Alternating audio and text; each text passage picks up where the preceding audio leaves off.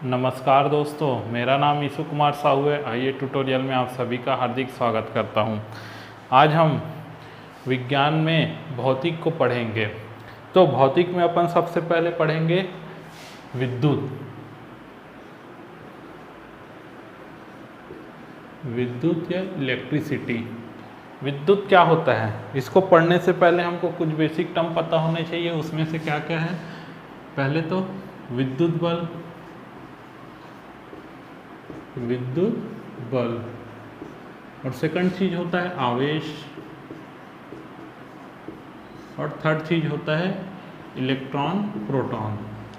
इसे आधुनिक फिजिक्स भी बोला जाता है। जैसे कि क्या है इलेक्ट्रॉन प्रोटॉन, क्या है ये सब चीज़, क्या है आवेश और इलेक्ट्रॉन प्रोटॉन को जानेंगे तभी हम विद्युत बल को डिफाइन कर पाएंगे। जब इसको डिफाइन कर पाएंगे तब हम विद्युत को समझ पाएंगे कि होता क्या है। अब अगर विद्युत को बोलूं तो विद्युत दो प्रकार के होते हैं।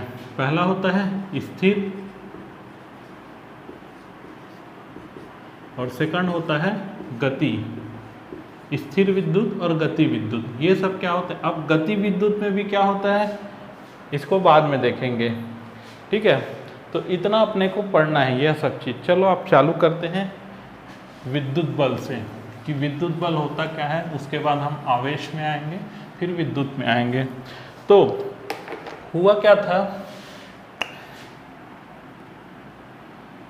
6वीं शताब्दी ईसा पूर्व में एक थेल्स नामक वैज्ञानिक हुए थे।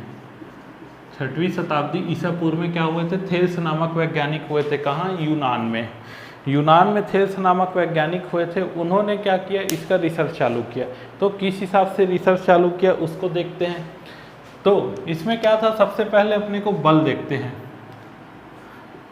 बल कितने प्रकार की होती है, मुख्य रूप से अगर हम देखें बल की प्रवृत्ति क्या होती है, दो प्रकार से होती है। एक पहला क्या होती है आंतरिक बल,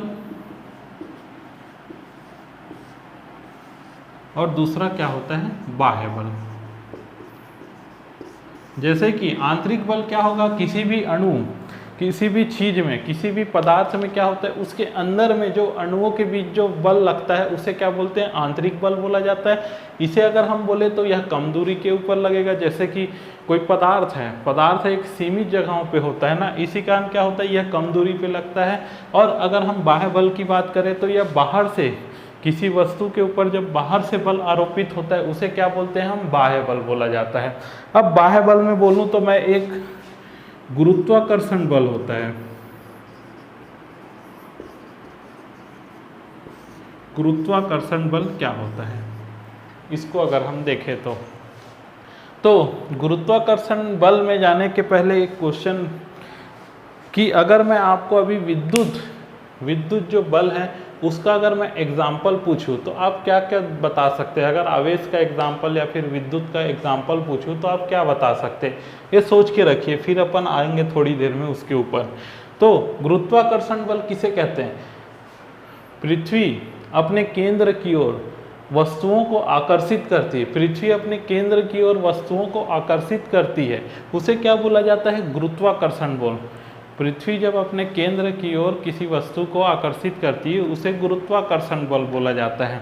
अब होता क्या है, जैसे कि अगर मैं बोलूं ये पेन है, पेन में गुरुत्वाकर्षण बल लग रहा है, इसे भी पृथ्वी अपने केंद्र की ओर आकर्षित कर रही है। उसके बाद अगर मैं मार्कर बोलूँ इसको भी आकर्षित कर रही है, अगर मैं डस्टर बोलूँ इसको भी आकर्षित कर रही है। अर्थात सभी चीज़ों को गुरुत्वाकर्षण बल आकर्षित कर रहा है। लेकिन होता क्या है सभी में, अब ये डस्टर की बात करूँ तो डस्टर में अलग गुरुत्वाकर्षण बल लग रहा है, इसमें मार्कर में अलग गुरुत्वाकर्षण बल लग रहा है, और इस पेन में भी अलग गुरुत्वाकर्षण बल रहा है। तो ऐसा क्यों है, इसको अगर मैं बोलूं तो ये द्रव्यमान के कारण होता है। अगर मैं गुरुत्वाकर्षण के रिस्पेक्ट में द्रव्यमान की बात करूं, जैसे कि आपको एक बात बताता हूं कि किसी भी चीज़ का ना डेफिनेशन जो होता है वह सब्जेक्ट के हिसाब से और स्थिति के हिसाब से चेंज होते रहता है। वैसे ही अगर मैं द्रव्यमान, जैसे आपको एग्जाम्पल देता हूँ द्रव्यमान के बारे में ही, तो द्रव्यमान होता क्या है, जैसे अगर मैं किसी दूसरे सब्जेक्ट के रिस्पेक्ट में दूं, जैसे पर्यावरण के रिस्पेक्ट में देता हूं कि द्रव्यमान पर्यावरण में किसे कहते हैं। तो द्रव्यमान पर्यावरण में उस चीज़ को बोलते हैं, अगर कोई पदार्थ है उसमें अगर मैं लिक्विड भाग को क्या करूं, हटा दूं, और जो शुष्क भाग बचता है उसे क्या बोलते हैं, पर्यावरण के रिस्पेक्ट में द्रव्यमान बोला जाता है। ठीक उसी तरह अगर मैं गुरुत्वाकर्षण के रिस्पेक्ट में द्रव्यमान की बात करूं तो होता क्या है, किसी पदार्थ का द्रव्यमान उस पदार्थ में बल लगाने की प्रवृत्ति को दर्शाता है। अर्थात क्या बोलूं, द्रव्यमान किसी वस्तु का वह गुण होता है जिसके कारण वह बल लगा सकता है। द्रव्यमान क्या होता है, किसी वस्तु का वह गुण होता है जिसके कारण वह बल लगा सकता है। अर्थात क्या है, इन सभी में क्या है, अलग अलग बल मिल रहा है गुरुत्वाकर्षण का। इसका कारण का बात करूं तो क्या होता है, द्रव्यमान होता है। तो यह हो गया द्रव्यमान के बारे में। उसके बाद अगर हम देखें तो पृथ्वी क्या है, बहुत विशाल है। पृथ्वी को अगर हम देखें तो बहुत विशाल है। तो यह क्या करते हैं, कई बार अगर आप देखोगे गुरुत्वाकर्षण को फेल होते हुए देखोगे, बहुत सारी जगहों में फेल होते हुए देखोगे। अगर मैं इसका एग्जाम्पल की बात करूं तो अगर मैं दीवार में पेंट लगाता हूं, दीवार में अगर मैं पेंट लगाता हूं तो क्या होता है, पेंट होता है दीवार से चिपक जाती है, पेंट जो है दीवार से चिपक जाती है, जिसके कारण क्या है, गुरुत्वाकर्षण बल काम नहीं करता। अगर मैं कंघी को अपने बाल से रगड़ के अगर छोटे कागज के टुकड़े के पास ले जाऊंगा तो कंघी में कागज का टुकड़ा चिपक जाता है, वो भी गुरुत्वाकर्षण के विरुद्ध काम कर रहा है। अगर मैं मार्कर की बात करता हूँ, मार्कर में जब लिखा तो ये क्या हो रहा है, ब्लैक बोर्ड में स्याही जो है चिपक जा रही है, तो ये भी क्या कर रहे हैं, गुरुत्वाकर्षण के विरुद्ध काम कर रहे हैं। तो यह सब चीज बल को जिसने खोजा वह कौन थे, अपना थेल्स। जो थेल्स वैज्ञानिक थे 6वीं सदी ईसा पूर्व में, यह इस बात को उजागर किया कि गुरुत्वाकर्षण के अलावा भी कोई बल होता है। वह क्या करता है, किसी वस्तु को चिपका के रखता है, अर्थात चिपका ही तो रहा है। जैसे आप देखोगे कंघी से अगर कागज को ले जाऊं तो वो चिपक रहा है, पेंट को दीवार से मैं कर रहा हूँ तो वो चिपक रहा है, मार्कर से अगर मैं बोर्ड में लिख रहा हूँ तो वो भी चिपक रहा है। अगर मैं खीले को दीवार के अंदर मतलब दीवार में अगर ठोकता हूँ तो वो भी क्या होता है, टाइट हो जाता है। तो यह सब चीज़ क्या है, विद्युत बल का एग्जाम्पल, अर्थात मैं गुरुत्वाकर्षण के अलावा कोई दूसरा बल का एग्जाम्पल हुआ। तो इन्होंने क्या किया, थेल्स वैज्ञानिक ने गुरुत्वाकर्षण के अलावा दूसरे बल का बताया। उसके बाद आते हैं एक थॉमस ब्राउन नामक वैज्ञानिक आते हैं।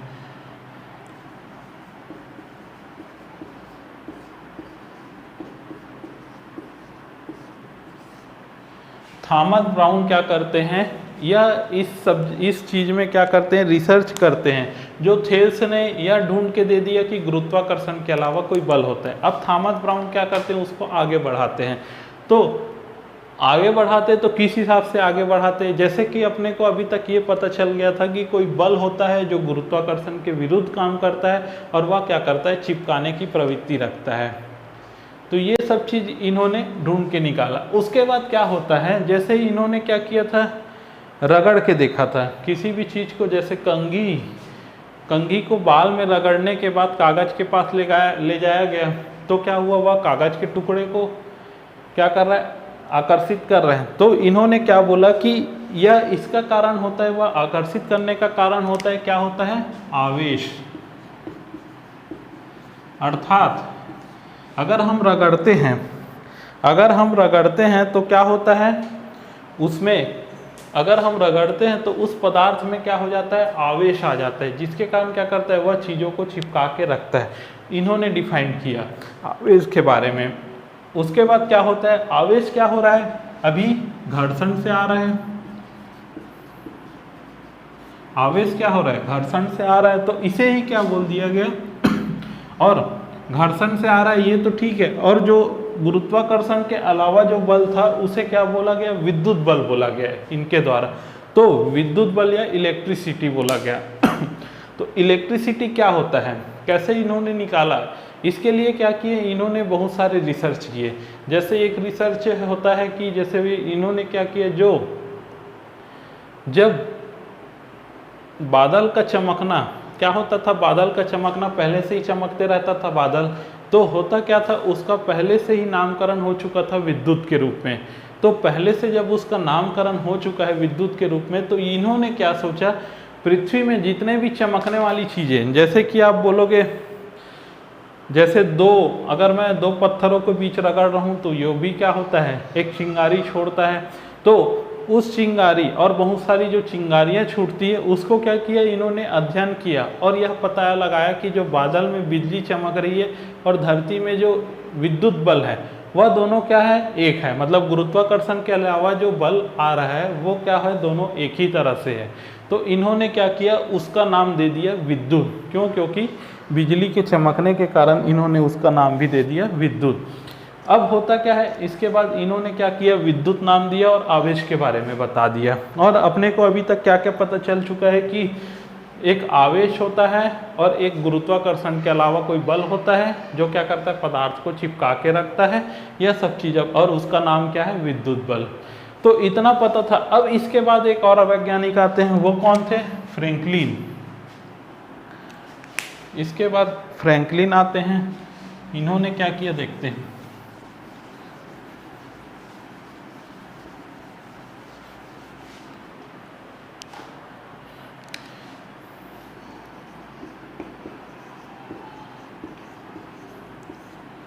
फ्रैंकलिन नामक वैज्ञानिक आते हैं। अब इन्होंने क्या किया, अब उसका एक्सपेरिमेंट करना चालू किया। जैसे घर्षण विद्युत तो अपने को पता चल गया था, तो घिस के आते हैं। जैसे इन्होंने क्या किया, कांच के ऊपर कांच के रॉड के ऊपर रेशम के कपड़े से क्या किया, रगड़ा। उसके बाद क्या किया, उसको लटका दिया। फिर एबोनेट की छड़ को क्या किया, इन्होंने रेशम के कपड़े से रगड़ा और क्या है, उसको लटका दिया। ये कांच और ये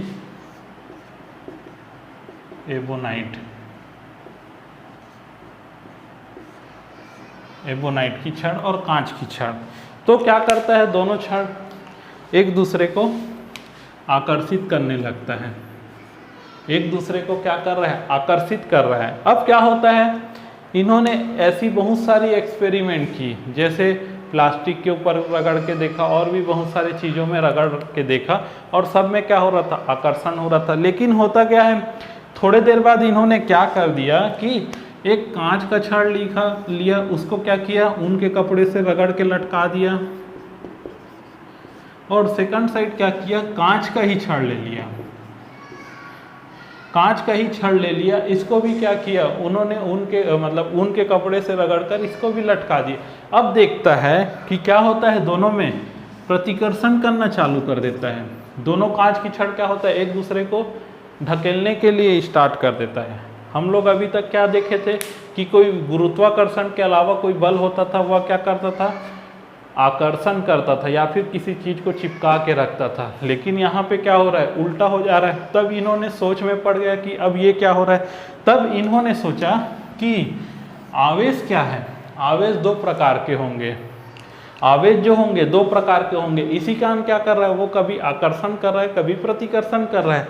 तो अब इन्होंने और रिसर्च किया इसके पीछे।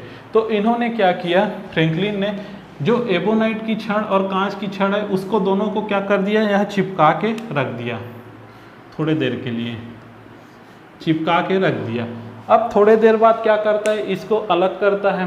फिर इन लोगों को क्या करता है, फिर उन लोगों दोनों को पास ला के देखता है, लेकिन दोनों एक दूसरे को आकर्षित नहीं करते। तो इन्होंने सोचा कि देखिए क्या हो रहा है, दो आवेशित चीज़ है, अब मैं उसको चिपका के रख दिया हूँ, लेकिन थोड़ी देर बाद क्या हो रहा है, उसका आवेश जो है गायब हो जा रहा है। इन्होंने देखा तो ऐसा क्यों होता है, फिर इन्होंने देखा जब दो बादल आपस में टकराते हैं तो क्या करते हैं, बिजली बनती है। बिजली का चमकना वही होता है जब दो बादल आपस में टकराते हैं, लेकिन कुछ क्षण बाद वह चमकने के बाद गायब हो जाता है, उसके बाद तुरंत कंटिन्यू नहीं चमकते रहता। तो यहाँ पे भी क्या हो रहा है, वही चीज़ हो रहा है। दो आवेशित चीज़ों को मैं चिपका के रख दिया हूँ, थोड़ी देर के लिए उसमें आवेश था, उसके बाद क्या हो रहा है, वह आवेश क्या हो जाता है, बंद हो जाता है।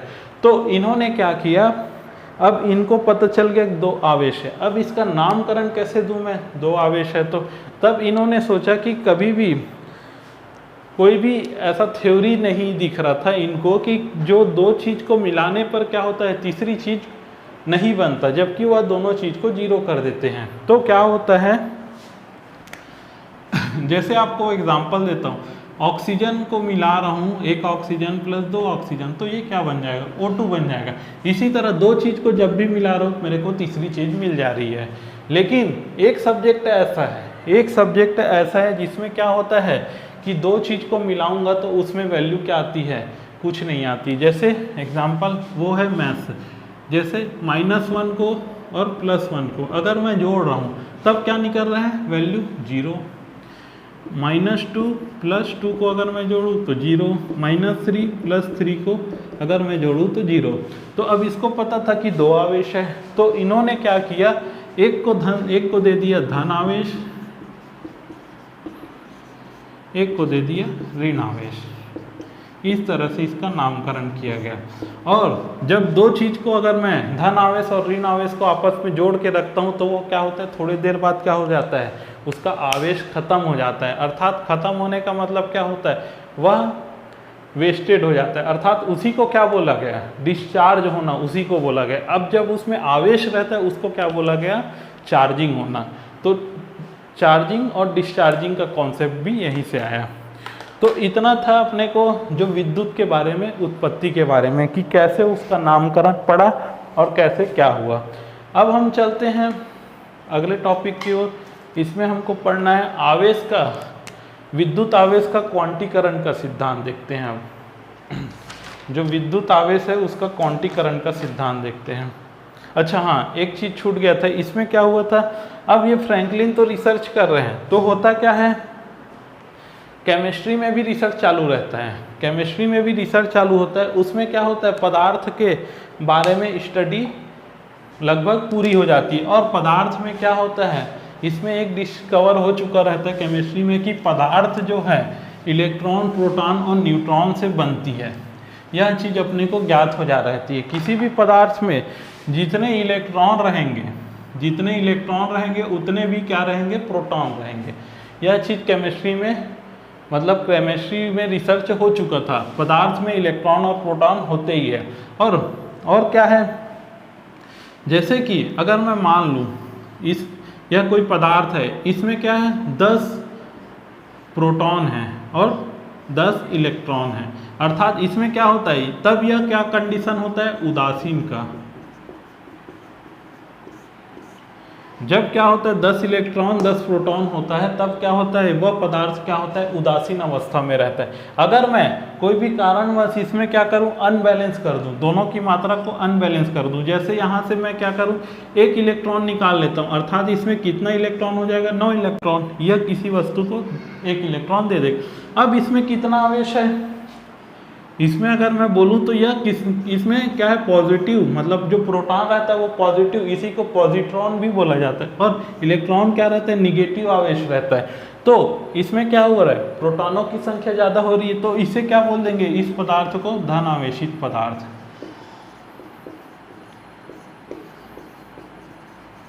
इसी को क्या बोलते हैं, धन आवेशित पदार्थ। अब जो इलेक्ट्रॉन किसी वस्तु को दिया होगा, किसी और पदार्थ को दिया होगा, उसके पास क्या होगा, जब वह इससे पहले क्या था, वह उदासीन था, उसमें क्या हो गया, इलेक्ट्रॉन ट्रेवल करके इसमें एक इलेक्ट्रॉन ज़्यादा हो गया, तो ये क्या बन जाएगा, ऋण आवेश।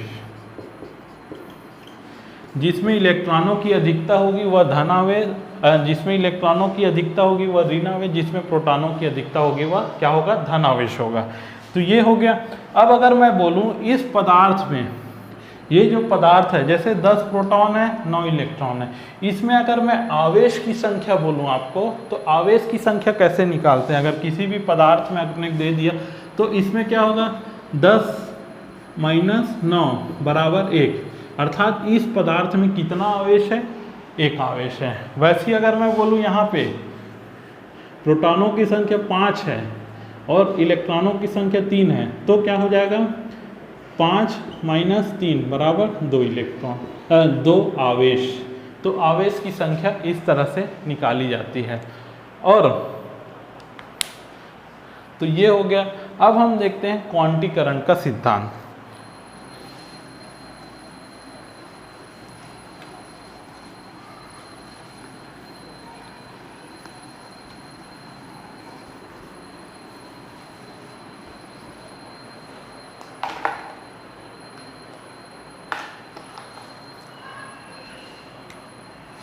विद्युत आवेश का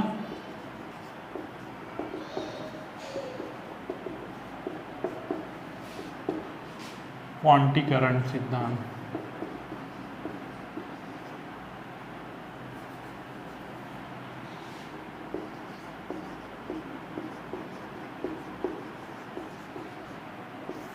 विद्युत आवेश का क्वांटीकरण, ये कुछ नहीं होता एक्चुअल में। होता क्या है, इसमें जो रहता है, जो पदार्थ है, इसमें जो पदार्थ रहता है उसका क्या होता है, टोटल आवेश की गणना की जाती है इसके द्वारा। इसी को क्या बोला जाता है, क्वांटीकरण का सिद्धांत बोला जाता है।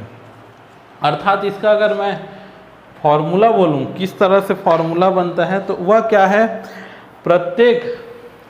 प्रत्येक पदार्थ में आवेश की मात्रा, प्रत्येक पदार्थ में आवेश की मात्रा, प्रत्येक पदार्थ में आवेश की मात्रा उसमें उपस्थित इलेक्ट्रॉनों का गुणज होता है।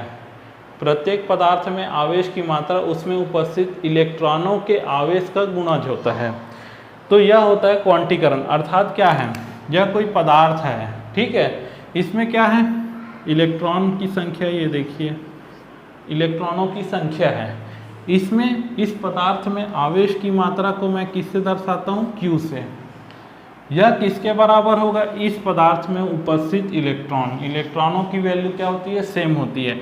इलेक्ट्रॉनों में जितना चार्ज होता है वह क्या होता है, हर जगह में सेम होता है। तो इलेक्ट्रॉन में उपस्थित पदार्थ में उपस्थित इलेक्ट्रॉन की संख्या का गुणज होता है। अर्थात संख्या का गुणज मतलब n को अपन लिख देते हैं। तो ये होता है इसका फॉर्मूला, Q बराबर NE। मतलब n यहाँ पे क्या है, n को गुणज बोलते हैं, n को गुणज बोलता है। अब हम देखते हैं क्वांटीकरण का जो एग्जाम्पल है उसके बारे में देखते हैं, मतलब क्वेश्चन देखते हैं। पहला क्वेश्चन है, एक चालक पर 14.4 × 10⁻⁻19 कूलाम धन आवेश है। इस चालक पर कितने इलेक्ट्रॉन की अधिकता या कमी होगी, ठीक है। तो सबसे पहले बात, क्वेश्चन में आप देख रहे हो धन आवेश दे दिया गया है। कोई पदार्थ है या कोई पदार्थ है, मैं कब क्या बोला था, 10 प्रोटॉन और 9 इलेक्ट्रॉन यह है। तो इस पदार्थ को क्या बोलेंगे, धन आवेश, ठीक है। तो इसमें क्वेश्चन में आपको दे दिया गया है 14.4 × 10⁻19 कूलाम -19 कूलाम धन आवेश, मतलब धन आवेश की अधिकता है। टोटल अपने को क्या दिया है, ये जो 14.4 × 10⁻⁻19 कूलाम जो बोला है टोटल आवेश है, Q का वैल्यू दिया है। तो Q जब टोटल आवेश अपना ज़्यादा है, मतलब पॉजिटिव में, तो ये क्या है, इलेक्ट्रॉन देगा, तभी तो इसमें पॉजिटिव आवेश है। तो अब इसमें क्या निकालना बोल रहा है, इलेक्ट्रॉन की अधिकता या कमी। पहले तो अपने को ये पता चल गया कि इलेक्ट्रॉन क्या कर रहा है, देगा, ठीक है। मतलब इसमें क्या होगा, इलेक्ट्रॉन की कमी होगी। इस पदार्थ में इलेक्ट्रॉन कम है तो इलेक्ट्रॉन की कमी होगी। तो Q बराबर क्या होता है, Ne। तो n की वैल्यू निकालना है अपने को। तो Q बराबर क्या दिया है, 14.4 × 10⁻⁻19। और E की जो वैल्यू होती है वो कांस्टेंट होती है। E की वैल्यू क्या होती है, 1.6 × 10⁻⁻19 कूलाम। अब क्या करूँगा, इधर मैं इसको पक्षांतर कर दूंगा, तो ठीक है। इधर इसको अगर मैं पक्षांतर करूँगा तो फिर क्या होगा,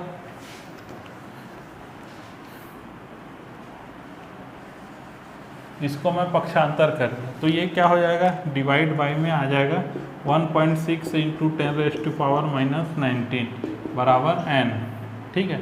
ये n है अपना, इसको क्या कर दूँ n, तो ये कैंसल, ये कैंसल, ये कैंसल, ये कैंसल, 16 नियम 144। तो n बराबर क्या आएगा, 9 इलेक्ट्रॉन की क्या हो जाएगी, कमी हो जाएगी।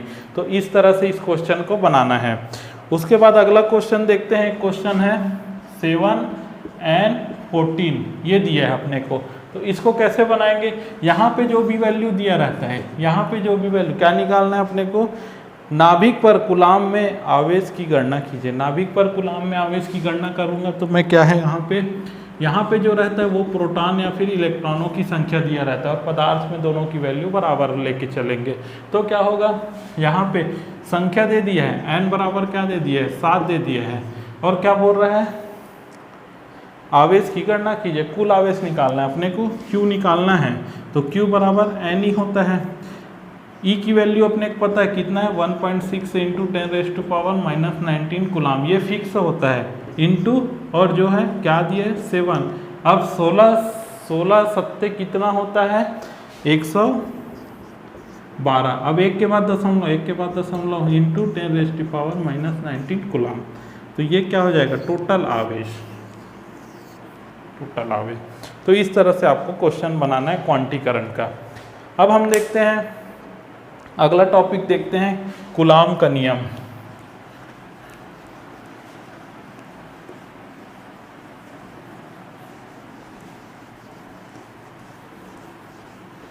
कूलाम का नियम देखते हैं, ठीक है।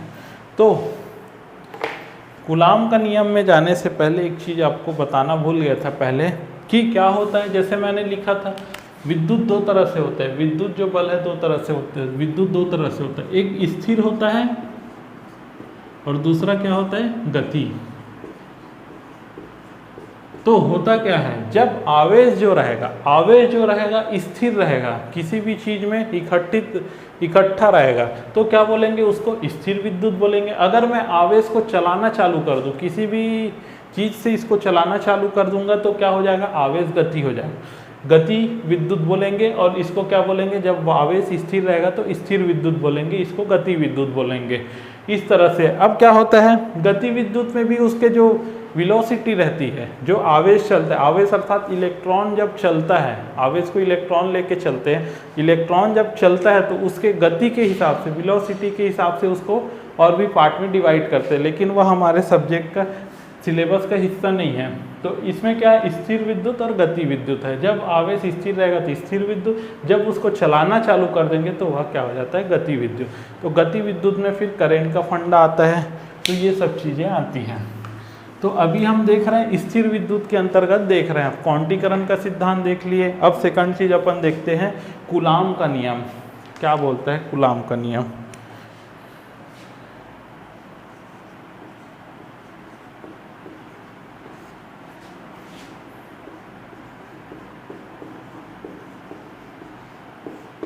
कूलाम का नियम क्या बोलता है देखते हैं।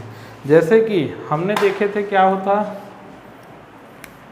एक कांच की छड़ जो फ्रैंकलिन ने एक्सपेरिमेंट किया था, कांच और एबोनाइट,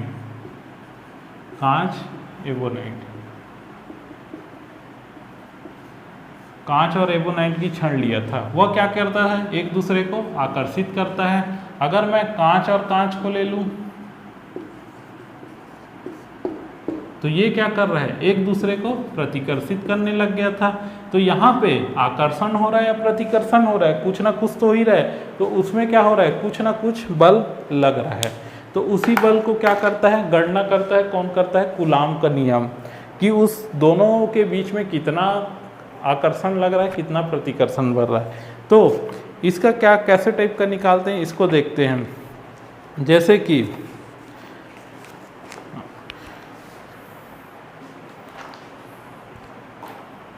जैसे दो बिंदु आवेश, ये क्या बोलता है इसका नियम देखते हैं पहले। एक सेकंड बता रहा हूं आपको नियम क्या बोलता है।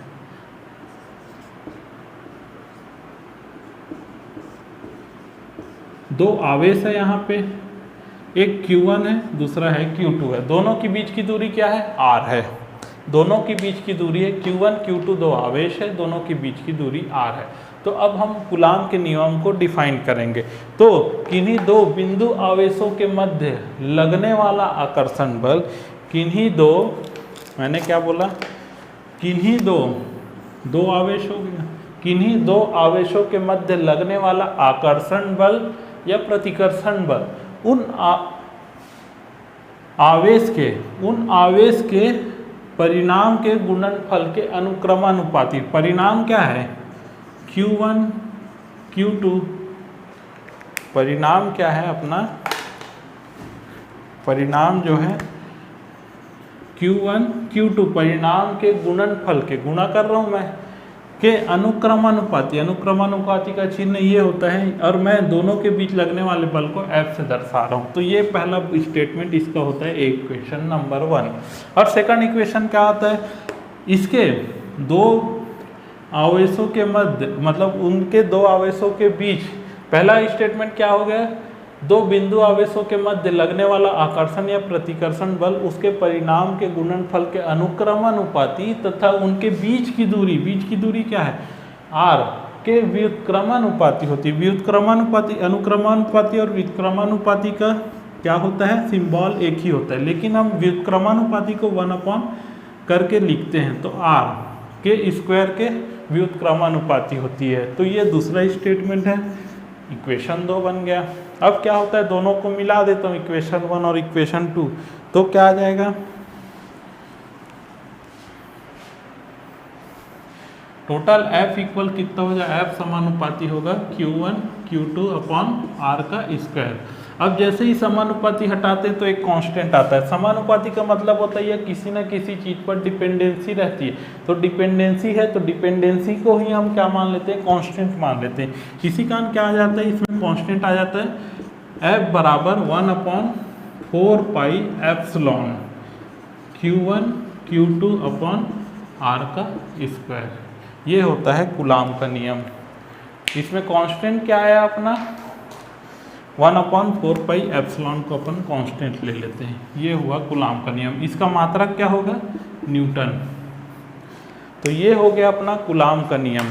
अब कूलाम के नियम में देखते हैं इसके कांस्टेंट के बारे में थोड़ा देख लेते हैं, क्या क्या होता है यह कांस्टेंट क्या क्या। अब देखिए 1/4 पाई एप्सिलॉन नॉट, एप्सिलॉन ये होता है इसका कांस्टेंट होता है k इक्वल, तो 4 अपने को पता है वैल्यू एक है, पाई का भी वैल्यू अपने को पता है फिक्स है। एप्सिलॉन क्या हो, इसकी वैल्यू अगर मैं बोलूँ तो टोटल कितना 9 × 10⁻9 लेते हैं, ठीक है। अब क्या होता है, एप्सिलॉन क्या होता है, ये एप्सिलॉन होता है, ठीक है। एप्सिलॉन की वैल्यू क्या होती है, एप्सिलॉन r × एप्सिलॉन नॉट। इसमें क्या है, एप्सिलॉन नॉट जो है स्टैटिक वैल्यू को डिफाइन करता है। स्टैटिक वैल्यू मतलब इसका क्या होता है, वैल्यू जो है स्थिर रहता है। स्थिर बोलने को इसका वैल्यू कांस्टेंट रहती है। तो कांस्टेंट वैल्यू कितनी रहती है इसकी, 8.85 × 10⁻⁻12 कूलाम पर न्यूटन इंटू मीटर स्क्वायर। ये होता है इसकी वैल्यू एप्सिलॉन नॉट की। और इसको लिख लीजिएगा, पूछ देते हैं डायरेक्ट। और एप्सिलॉन आर क्या होता है, देखिए क्या होता है, दो आवेशों के मध्य लगने वाला बल क्या है, एक प्राकृतिक बल है, मान के चलिए। ये क्या होता है, प्रकृति से उत्पन्न होती। तो प्रकृति क्या है, किसी भी चीज़ को क्या है, इनफाइनाइट पावर नहीं दिया गया है, उसको क्या है, उसको कंट्रोल करने के लिए कुछ ना कुछ चीज़ें अपने पास रखी है। तो वही चीज़ें क्या है, वही चीज़ों को अगर मैं बोलूँ तो वो एप्सिलॉन आर होता है। ये क्या करता है, माध्यम के ऊपर डिपेंड करता है कि दोनों के बीच कौन सा माध्यम रखा है। जो Q1 Q2 है, इस दोनों के बीच कौन सा माध्यम है, ये निर्वात होगा तो अलग वैल्यू इसकी आएगी, ये अगर पानी में होगा तो अलग वैल्यू आएगी, ये हवा में होगा तो अलग वैल्यू आएगी, ये अंतरिक्ष में होगा तो अलग वैल्यू, और बहुत सारी चीज़ें अलग अलग डिपेंडेंसी करता है। क्यों, क्योंकि वह प्रकृति क्या करती है, इसको कंट्रोल करने की कोशिश करती है। किसके माध्यम से, एप्सिलॉन आर के माध्यम से। तो एप्सिलॉन आर क्या होता है, इसकी वैल्यू क्या होती है, अगर मैं निर्वात में बात करूँ, निर्वात मतलब कुछ नहीं है, जहाँ पे वायु भी नहीं है, तो उसकी वैल्यू क्या होती है, 1 होती है। वहाँ पे क्या होता है, फोर्स की वैल्यू क्या होती है, जो बल लगता है दो आवेशों के मध्य, वह क्या होता है, सबसे ज़्यादा होता है। तो अपने को अब इसमें क्या क्या देखना है, काम का चीज़ है, जो बल है, अगर मैं दोनों के बीच की दूरी बढ़ा रहा हूँ, मान लो जो कूलाम के नियम है उसके हिसाब से, अगर मैं यह जो फार्मूला है उसको देखते हैं, ये हुआ। अब देखिए दोनों के बीच की अगर मैं दूरी बढ़ा रहा हूँ तो क्या होगा, बल का मान क्या होगा, कम होगा। क्यों, क्योंकि बटे में है, ठीक है। अगर मैं दोनों की जो क्वांटिटी है आवेश की, उसको अगर मैं बढ़ा रहा हूँ तो क्या होगा, बल का मान भी क्या होगा, बढ़ेगा। इससे ये कंक्लूजन निकलता है। अब अगर मैं इसके बारे में क्वेश्चन बोलूँ, क्वेश्चन देख लेते हैं। पहला क्वेश्चन देखिए, निम्न स्थितियों में बल की प्रकृति बताइए। बल की प्रकृति पूछ रहा है, ठीक है। तो पहले में क्या दिया है, Q1 Q2 बड़ा होगा 0 से बोला है। तो ये किस केस में होगा, अगर मैं Q1 की वैल्यू, अगर मैं मान लो Q1 की वैल्यू क्या है, कुछ भी होगा, निगेटिव चार्ज है, और Q2 की वैल्यू क्या होगा, पॉजिटिव चार्ज होगा। अगर तो मैं दोनों को मल्टीप्लाई करूंगा तो क्या आएगा मेरे को, निगेटिव चार्ज। निगेटिव चार्ज आएगा, क्या हुआ, 0 से बड़ा होगा, नहीं होगा। तो इसका मतलब ये है या तो ये निगेटिव है तो ये भी निगेटिव होगा, तब दोनों को मल्टीप्लाई करूंगा पॉजिटिव हो जाएगा, या तो ये पॉजिटिव ये पॉजिटिव, तो दोनों को मल्टीप्लाई करूंगा पॉजिटिव आएगा।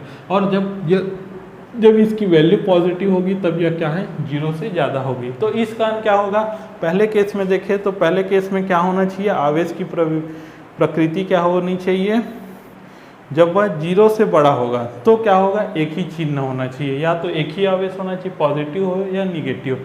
अब सेकंड केस क्या दे दिया गया है, Q1 Q2 क्या है, छोटा है 0 से, इसमें क्या होगा, एक पॉजिटिव एक निगेटिव होना चाहिए, चाहे जो भी हो। तो इस तरह से अब सेकंड क्वेश्चन देखते हैं। सूखे बालों में कंघी करने पर कंघी कागज के छोटे टुकड़े को अपनी ओर आकर्षित करती है। क्यों क्या होगा, जब गीले बालों में कंघी करके उसको क्या करेंगे, कागज के पास में ले जाएंगे, तो क्या होगा, यह होता ये है कि जैसे अपन मैं कहीं पे नमी आ जाती है, ठीक है, नमी कहीं पे आ जाती है तो वो क्या करती है, एटमॉस्फेयर तैयार कर देती है चार्ज को ट्रेवल करने में, अर्थात वो क्या करती है, एक पाथ तैयार करती है चार्ज को ट्रेवल करने से। अगर मैं कंघी में आवेश को इकट्ठा नहीं कर पा रहा हूँ तो वो क्या करेगा, आकर्षित नहीं कर पाएगा।